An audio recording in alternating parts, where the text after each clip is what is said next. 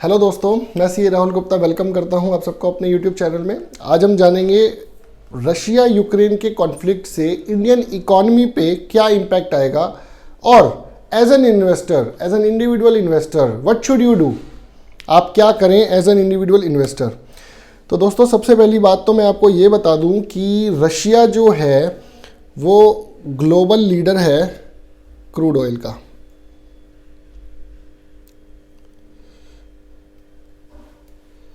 Russia जो है 10% of global crude oil supplier है। And now US and NATO nations ने जिस तरीके से उसके ऊपर सैंक्शंस लगा दिए हैं तो global prices of oils might rise. और ये आप देख ही रहे हैं कि ग्लोबल प्राइसेस जो हैं $80 प्रति बैरल से $180 प्रति बैरल पहुंच चुके हैं ऑलरेडी। ये आप गूगल करेंगे आपको बड़ा इजीली मिल जाएगा कि राइट नाउ इंडिया जो प्राइस चार्ज कर रही है अपनी जनता से, इंडियन गवर्नमेंट वो $80 प्रति बैरल के रेट के हिसाब से चार्ज कर रही है। एंड ग्लोबल रेट $130 प्रति बैरल हो चुका है, which might go up to $180 प्रति बैरल। अगर मैं इसको इंडियन रुपीज़ में ट्रांसफ़र करूं और इसी रेट के हिसाब से अगर हम अपॉर्शनमेंट करते चलें तो 10 मार्च के बाद जब यूपी इलेक्शंस ख़त्म हो जाएंगे, we are expecting a rise in the oil prices. It may go up to 120, 130, 140। But अगर ये लड़ाई इसी तरीके से चलती रही और क्रूड $185 प्रति बैरल पहुंच गया तो दोस्तों बड़ी दिक्कत हो जाएगी। The oil prices in India might cross 200 rupees पर लीटर। मेरा कोई मकसद नहीं है यहाँ पे आपको डराने का। मैं नहीं चाहता कि ये लड़ाई कंटिन्यू रहे। हम नहीं चाहते कि लड़ाई कंटिन्यू रहे, क्योंकि अगर ऑयल का प्राइस इतना बढ़ता है तो दोस्तों इन्फ्लेशन भी बढ़ेगी। क्यों बढ़ेगी इन्फ्लेशन? हमारा अगर वीट, राइस एक जगह से दूसरी जगह ट्रांसपोर्ट करना है तो हमें ऑयल चाहिए, ट्रक्स में ऑयल चाहिए जिसके अंदर हम अपने वीट को एक जगह से दूसरी जगह पे ट्रांसपोर्ट करने के लिए यूज़ करेंगे। दोस्तों हर चीज़ का एक टाइम आता है। आप एक बात देखिए, जब कोरोना आया था तो ऑयल का प्राइसेस माइनस में चला गया था। जब फर्स्ट वेव ऑफ कोविड आई थी अप्रॉक्सीमेटली आई गेस अप्रैल 2020 के आसपास, मार्च 2020 अप्रैल 2020 के आसपास, तो ये डॉलर का रेट, क्रूड का रेट उस टाइम माइनस में क्यों चला गया था? वो इसलिए चला गया था क्योंकि जितनी भी ऑयल प्रोड्यूसिंग कंपनीज हैं वो अपनी मशीन्स को बंद नहीं करना चाहती थी और ऑयल की डिमांड एकदम से ख़त्म हो गई। इंडिया के अंदर जितनी भी कंजम्पशन थी, सब लोग घर में थे, कोई कंजम्पशन हो नहीं रही थी, गाड़ियाँ चल नहीं रही थी। उससे हुआ क्या? सबने इम्पोर्ट्स रोक दिए। इम्पोर्ट्स रोक दिए तो वो मैन्युफैक्चर कर रहे थे ऑयल, उन्होंने कंटिन्यू रखा, उन्होंने स्टॉप नहीं किया। अगर वो स्टॉप करते तो उन्हें ज़्यादा नुकसान हो जाता। अब स्टोर भी कितना करें? उन कंट्रीज़ के लिए एक और चैलेंज आ गया, शिप के शिप खड़े हो गए। आपने सुना होगा उस टाइम पे न्यूज़ में कि कितने शिप रास्ते में सी में खड़े हैं फॉर डिलीवरी ऑफ ऑयल्स। उस टाइम पे ऑयल नेगेटिव चला गया था दोस्तों कि भैया आप तेल भी ले जाओ और हमसे $100 भी ले जाओ एक तरीके से। तो हर चीज़ का एक टाइम है। अब राइट नाउ ऑयल बढ़ता जा रहा है। क्यों? क्योंकि वॉर चल रही है एंड वॉर के अंदर ऑयल का इंडिया के ऊपर डबल इम्पैक्ट पड़ रहा है दोस्तों। अभी हमारी कंट्री का जो डॉलर के साथ रेट है, जो शायद 74 के आसपास रहता था, वो 77 आ गया। अब इंडिया के लिए डबल मार है। एक तरफ तो ऑयल का प्राइस बढ़ा दो, एक तरफ से डॉलर का प्राइस बढ़ा दो। क्यों? इंडिया को जितना भी ऑयल इंपोर्ट करना होता है वो डॉलर्स के अगेंस्ट इंपोर्ट करता है। इंडियन रुपीज़ में हमें ऑयल नहीं मिलता। अब डॉलर देने हैं तो बट नेचुरल सी बात है, हमारे फॉरेन एक्सचेंज तो ख़त्म हो ही रहे हैं, प्लस डॉलर के साथ हमारी कंट्री का रुपीज़ डेप्रिशिएट हो रहा है। आज के दिन पे 77 रुपीज़ इज इक्वल टू $1, जिसकी वजह से हमारा बहुत मेजर नुकसान होने वाला है दोस्तों। क्यों? क्योंकि इन्फ्लेशन बढ़ेगा। इन्फ्लेशन के साथ साथ इन्फ्लेशन बढ़ेगा। इन्फ्लेशन के साथ साथ अब आरबीआई पिक्चर में आएगा। अगर इन्फ्लेशन बढ़ेगा तो आरबीआई क्या करेगा दोस्तों? RBI might increase the repo rates and reverse repo rates. उससे होगा क्या? आपका एफडी का रेट ऑफ इंटरेस्ट बढ़ेगा, प्लस साथ में क्या बढ़ेगा दोस्तों? लोन का इंटरेस्ट रेट। जो हम बैंकों से लोन लेते हैं वो भी इंक्रीज हो जाएगा। तो एक तरफ ऑयल बढ़ जाएगा, एक तरफ लोन के इंटरेस्ट बढ़ जाएंगे। तो डबल मार झेलने के लिए दोस्तों हमें तैयार होना पड़ेगा अब अगले कुछ टाइम में। इसीलिए कहा जाता है वॉर से कभी किसी का फ़ायदा नहीं होता।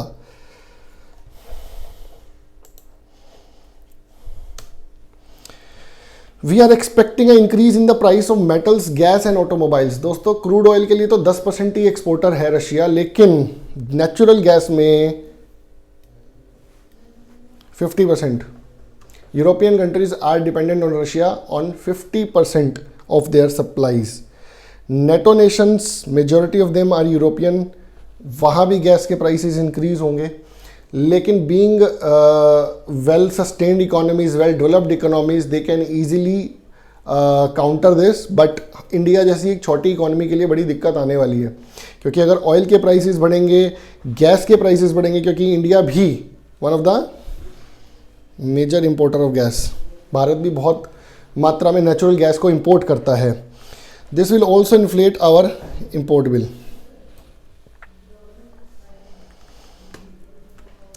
तो बड़ी दिक्कत वाली सिचुएशन आने वाली है। ये लड़ाई जितनी जल्दी ख़त्म होए हम सबके लिए उतना ही बेटर है। Other major supplies from Russia are metals, coal and wheat. Russia से मेटल्स, कोल एंड वीट भी एक्सपोर्ट होता है। अब वीट के अंदर आ जाते हैं दोस्तों। वीट तो हम कहते हैं यार इंडिया में भी अच्छा खासा प्रोड्यूस होता है, तो हमें तो डरने की ज़रूरत ही नहीं है, हमारे रेट तो बढ़ेंगे ही नहीं। दोस्तों एक बात समझिए, अगर वीट के प्राइस ग्लोबली बढ़ रहे हैं, अगर सपोज आटा 10 रुपये किलो चलता था मान लीजिए आज के टाइम पे, और ग्लोबली उसका रेट मान लीजिए 20 रुपये किलो हो गया, तो आपको लगता है कि जो भी बंदा मैन्युफैक्चर कर रहा होगा वो इंडिया में बेचना चाहेगा, वो उठा के बाहर ही क्यों नहीं बेचेगा? वो उठा के उसको बाहर ही बेचेगा, क्योंकि ग्लोबली उसको ज़्यादा पैसे मिल रहे हैं। इवेंचुअली होगा क्या, हमारे यहाँ भी वीट के प्राइसेस माइट ग्रो अप। हमारे यहाँ वीट की कमी नहीं है, लेकिन बाहर अगर प्रॉफिट ज़्यादा मिलेगा तो वीट के जो मर्चेंट्स हैं वो कोशिश करेंगे इसको बाहर एक्सपोर्ट करने की, तो हमारी कंट्री के अंदर भी वीट के prices might go up.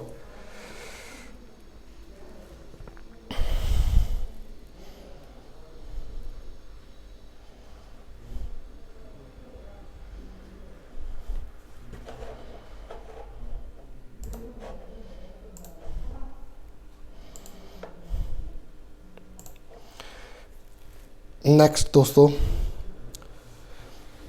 Other में India imports some metals and coal but is self sufficient in wheat, but global shortage of any commodity has its price impact in India as well. उसका price impact India में भी आएगा, same बात वही है। अब दोस्तों इंडिया को रशिया एक डिस्काउंट ऑफर कर रहा है in crude oil and natural gases as well, but India के लिए एक बहुत बड़ी दुविधा है यहाँ पे, क्योंकि इंडिया यूक्रेन से भी इंपोर्ट करता है sunflower oil, inorganic materials, iron and steel. अब दोस्तों अगर इंडिया ने क्रूड ऑयल सपोज रशिया से ले लिया एट अ डिस्काउंट, तो नेटो नेशंस खड़े हो जाएंगे कि भाई तू रशिया को सपोर्ट कर रहा है। ऑल्दो इंडिया और रशिया एक बहुत अच्छे दोस्त हैं फ्रॉम द वेरी बिगिनिंग, जब भी वॉर हुई है पाकिस्तान के साथ या किसी और के साथ भी, तो रशिया ने इंडिया का पूरा खुल के समर्थन किया है, खूब बोल के समर्थन किया है। तो दोस्तों अब रशिया की इकॉनमी अगर ड्विंडल कर रही है तो वो भी चाहेगा कि आज मुझे इंडिया सपोर्ट करे। उसका सोचना बिल्कुल ठीक है, वो अपनी जगह कहीं पे भी गलत नहीं है। लेकिन इंडिया के लिए मुसीबत ये है, इंडिया के यूएस के साथ रिलेशन बहुत अच्छे हो गए हैं। अब अगर इंडिया ने रशिया के साथ रिलेशन बनाना चाहा तो यूएसए के साथ बिगड़ते हैं। तो बड़ी दुविधा वाली सिचुएशन है इंडियन गवर्नमेंट के लिए। देखते हैं मोदी जी क्या करते हैं इस सिचुएशन में। अच्छा दोस्तों, हम लोग आयरन एंड स्टील बहुत मेजर सप्लाईज में यूक्रेन से इंपोर्ट करते हैं। अब दोस्तों एक बात समझिए, यूक्रेन की लड़ाई कभी ना कभी तो ख़त्म होगी। यूक्रेन में कितना डिस्ट्रक्शन हुआ है, कितनी बिल्डिंग्स डिस्ट्रॉय हुई हैं। अब यूक्रेन चाहेगा वो दोबारा बनाना। अगर यूक्रेन को वो बिल्डिंग्स दोबारा बनानी है तो आयरन एंड स्टील तो लगेगा। आयरन एंड स्टील के प्राइसेस ऑलरेडी शूट अप हो गए हैं, मेरे ख्याल से जितना मुझे पड़ा है मैंने, डबल हो गए हैं ऑलमोस्ट प्राइसेस। अब आयरन एंड स्टील के प्राइसेस अगर बढ़ रहे हैं तो यूक्रेन पहले आयरन एंड स्टील अपनी कंट्री में यूज़ करेगा ना, वो एक्सपोर्ट थोड़ी करेगा। वो पहले अपनी कंट्री की बिल्डिंग्स बनाएगा, वो उसको एक्सपोर्ट नहीं करेगा। तो होगा क्या, ग्लोबली इसकी भी डिमांड बढ़ जाएगी आयरन एंड स्टील की। अगर आयरन एंड स्टील की डिमांड बढ़ जाएगी, सप्लाई लिमिटेड है क्योंकि यूक्रेन सप्लाई करेगा नहीं, तो ग्लोबली आयरन एंड स्टील का price might increase in steel and crude together will impact automobile industry. दोस्तों आयरन एंड स्टील भी महंगा कर दिया, सेमीकंडक्टर चिप्स की शॉर्टेज पहले ही चल रही थी, तो होगा क्या, गाड़ियों की कीमतें भी बढ़ सकती हैं। which is already struggling with shortage of semiconductor chips. Obviously, increase in steel and crude. अब दोस्तों क्रूड के बढ़ने से नई गाड़ियां लोग हो सकता है डेफर कर दें या ना खरीदें। ये हम 10 मार्च के बाद एक्सपेक्ट कर रहे हैं कि ऑयल का प्राइसेस और नेचुरल गैस का प्राइसेस जो है गवर्नमेंट बढ़ाएगी। तो automobile industry again will struggle. तो बड़ी ही सिचुएशन गंभीर है दोस्तों। ऐसा ना समझें कि इंडिया की लड़ाई नहीं हो रही है तो इंडिया को क्या दिक्कत है, इंडिया को भी दिक्कत है। ग्लोबली सभी कंट्रीज सफ़र करती हैं कोई भी वार होती है तो। Now as an individual investor what you should do. दोस्तों पहली बात तो ये समझो कि आपको पैनिक नहीं होना है। हमारे यहाँ पे सबसे बड़ी दिक्कत ये है, जरा सा कुछ हो जाए हम तभी की तभी ऑन द स्पॉट डिसीजन ले लेते हैं। We will liquidate all our holdings in whatever way we are having in mutual fund or anything, shares or anything। दोस्तों सबसे पहले तो ये जाने कि आप पैनिक में अपने कोई भी इन्वेस्टमेंट को ना बेचें। अगर आपने लॉन्ग टर्म होरिजन लिया है तो उसको फिर आप जल्दबाजी क्यों कर रहे हो। हमने नोटबंदी देख ली, हमने कोरोना देख लिया, आज हम थर्ड वर्ल्ड वॉर देख रहे हैं। मार्केट अपने आप बैलेंस होगी, टाइम लगेगा लेकिन it will balance itself. Keep investing in discipline manner. Discipline मत छोड़ना दोस्तों। अगर आपकी SIP चल रही है म्यूचुअल फंड में तो आप उसको कंटिन्यू रखो, उसको स्टॉप मत करो। Hedge your risk by investing some amount in gold. आप सम अमाउंट इन गोल्ड रख सकते हो। गोल्ड ETF RBI के आते हैं, आपने सॉवरन गोल्ड बॉन्ड्स, आप उसमें थोड़ा सा पैसा जरूर डाल सकते हैं, ये टाइम है उसमें डालने का। If your financial goals are near, अगर आपके फाइनेंशियल गोल्स बिल्कुल नियर हैं, आपने जिस गोल के लिए इन्वेस्टमेंट की थी, तो आप थोड़ा बहुत पैसा विड्रॉ करके अगर आप उसको डेफर कर सकते हैं तो दैट इज़ मोस्ट प्रेफरेबल। अगर आप उसको डेफर नहीं करना चाहते हैं तो shift to balance advantage funds और redeem some part. If you are having spare money, वो राजा है इस टाइम, जिसके पास इस टाइम स्पेयर मनी है for investment purpose, obviously don't speculate. अगर आपको आज पैसा है आपके पास और उसे आप इन्वेस्ट कर सकते हैं for long term, you should buy on every dip. It's not did, it's dip. If you have money, every dip पे आप 10, 20, 50 हज़ार, 1 लाख, जितना भी आपका होरिजन है, जितना भी आपके पास इन्वेस्टमेंट का अमाउंट है, उसका 10%, 5% पैसा आप हर डिप पे डालते जाइए। That will give you many fold and multiple returns. As Warren Buffett says, be fearful when others are greedy and be greedy when others are fearful. Warren Buffett साहब कहते हैं जब सारे डर रहे हो ना तब तो कंजूस बन जाओ, ग्रीडी, पैसा कमाने के लिए सोचो। और जब सारे ग्रीडी बन जाए तो थोड़ा सा फियर रखो, उस टाइम पे लिक्विडेट करो। तो this is the right time for us to be greedy and not fearful. इस टाइम डरना नहीं है दोस्तों। डर के अगर आपने निकाल लिए तो आप वही बंदों में काउंट हो गए जिन्होंने नोटबंदी में निकाले थे और कोरोना में निकाले थे। ये मैं आपको अपने पर्सनल एक्सपीरियंस से बता रहा हूँ, क्योंकि मेरे भी कई इन्वेस्टर्स हैं जिनकी इन्वेस्टमेंट्स हम मैनेज करते हैं, उन्होंने रिडम्पशन की थी। हमने समझाया था रिडम्पशन ना करें, लेकिन फिर वो रिपेंट भी करते हैं कि हमने क्यों रिडम्पशन की।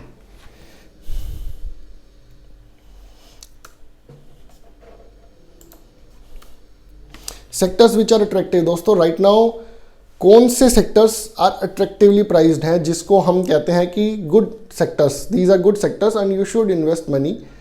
बट राइट नाउ हम क्यों कह रहे हैं इनको, क्योंकि मार्केट इतनी डाउन आ गई है कि उनके प्राइसेस बहुत फेयरली प्राइस हो गए हैं। तो इसके अंदर सबसे पहला है हमारा एनर्जी सेक्टर। दोस्तों एनर्जी में renewable sources of energy like solar, hydrogen, अब इनका ज़माना आने वाला है, क्योंकि रिन्यूएबल सोर्सेज ऑफ एनर्जी सस्ता पड़ता है, प्लस साथ में अनलिमिटेड सोर्स में अवेलेबल है। सूरज की रोशनी अनलिमिटेड अवेलेबल है, आप उससे एनर्जी प्रोड्यूस कीजिए। अगर इलेक्ट्रिक गाड़ियों पे हमें आएंगे तो हमें इलेक्ट्रिसिटी चाहिए होगी।